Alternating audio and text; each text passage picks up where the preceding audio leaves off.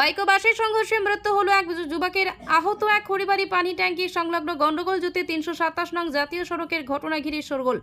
জানা গিয়েছে দিন বিকেলে পানি ট্যাঙ্কির দিক থেকে বাইকে করে বাতাসের দিকে যাচ্ছিল দুই যুবক। গন্ডগোল সংলগ্ন শিলিগুড়ি গলগলিয়াগামী একটি যাত্রীবাহী বেসরকারি বাস দাঁড়িয়ে থাকায় নিয়ন্ত্রণ হারিয়ে বাসের পেছনে ধাক্কা মারে বাইকটি।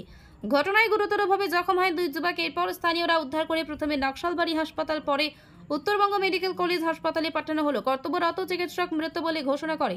মৃত যুবকের নাম নিরঞ্জন সিংহ, বয়স 23, গৌরসিং জ্যোতির বাসিন্দা এবং আহত যুবক বাপন মণ্ডল, গন্ডগোল জ্যোতির বাসিন্দা। আগামীকাল মৃতদেহটি ময়না তদন্ত করা হবে। গোটা ঘটনার খতিয়ে দেখছে পুলিশ। অন্যদিকে ঘটনায় যাত্রীবাহী বাস ও বাইকটি উদ্ধার করে থানায় নিয়ে যায় খড়িবাড়ি পানি ট্যাঙ্কি ফাঁড়ির পুলিশ। ওই এখানে ঘটছিল ওই দুপুরের বেলা বাস আর বাইক নিয়ে, যেটা শুনলাম আর দোকান খুলছিলাম তো তাতে আর কি দেখা শুনলাম আর কি, তো বাস আর বাইকে লাগছিল, অ্যাক্সিডেন্ট হলো আমার দোকানের সামনে। বাইকে কয়জন ছিল? বাইকে দুজন ছিল। আর বাসটা রাস্তার মানে মাঝখানে দাঁড়ায় ছিল আর কি। মানে বাইক আর বাস কোন দিক থেকে আসছিল? পানি ট্যাঙ্কি থেকে বাতাসে আসছিল দুইজন।